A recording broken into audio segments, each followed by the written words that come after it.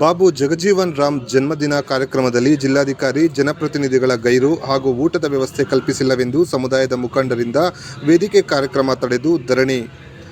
ಹಸಿರು ಕ್ರಾಂತಿಯ ಹರಿಕಾರ ಭಾರತದ ಮಾಜಿ ಉಪಪ್ರಧಾನಿ ಡಾಕ್ಟರ್ ಬಾಬು ಜಗಜೀವನ್ ರಾಮ್ ರವರ 119ನೇ ಜಯಂತ್ಯೋತ್ಸವ ಕಾರ್ಯಕ್ರಮವನ್ನು ಕೋಲಾರ ಜಿಲ್ಲಾಡಳಿತ ವತಿಯಿಂದ ಭಾನುವಾರ ಬೆಳಗ್ಗೆ 10 ಗಂಟೆಯಲ್ಲಿ ಹಮ್ಮಿಕೊಳ್ಳಲಾಗಿತ್ತು. ಬೆಳಗ್ಗೆ 10 ಗಂಟೆಯಲ್ಲಿ ಫಲಕಗಳಿಗೆ ಚಾಲನೆ ನೀಡಲಾಗಿದ್ದು, ನಗರದಾದ್ಯಂತ ಮೆರವಣಿಗೆ ನಡೆಸಿ ಟಿ ಚೆನ್ನಯ್ಯ ರಂಗಮಂದಿರಕ್ಕೆ ಸಭಾ ಕಾರ್ಯಕ್ರಮಕ್ಕೆ ಆಗಮಿಸಿದ ಮುಖಂಡರಿಗೆ ನಚಿಕೇತನ ನಿಲಯದಲ್ಲಿ ಮಧ್ಯಾಹ್ನದ ಊಟದ ವ್ಯವಸ್ಥೆ ಕಲ್ಪಿಸಲಾಗಿತ್ತು. ಆದರೆ ಸರಿಯಾದ ಊಟ ಹಾಗೂ ನೀರಿನ ವ್ಯವಸ್ಥೆ ಮಾಡಿಲ್ಲ ಹಾಗೂ ಕಾರ್ಯಕ್ರಮಕ್ಕೆ ಸ್ಥಳೀಯ ಶಾಸಕರಾಗಲಿ ಉಸ್ತುವಾರಿ ಸಚಿವರಾಗಲಿ ಯಾವುದೇ ಜನಪ್ರತಿನಿಧಿಗಳು ಹಾಜರಾಗದೆ ಬಾಬು ಜಗಜೀವನ್ ರಾಮ್ ಹಾಗೂ ಸಮುದಾಯಕ್ಕೆ ಮನ್ನಣೆ ನೀಡುತ್ತಿಲ್ಲವೆಂದು ಜಿಲ್ಲಾಡಳಿತ ಹಾಗೂ ಸಮಾಜ ಕಲ್ಯಾಣ ಇಲಾಖೆ ವಿರುದ್ಧ ಸಮುದಾಯದ ಮುಖಂಡರು ರಂಗಮಂದಿರದ ಸಭಾ ಕಾರ್ಯಕ್ರಮವನ್ನು ತಡೆದು ಪ್ರತಿಭಟನೆ ನಡೆಸಿದ್ದಾರೆ.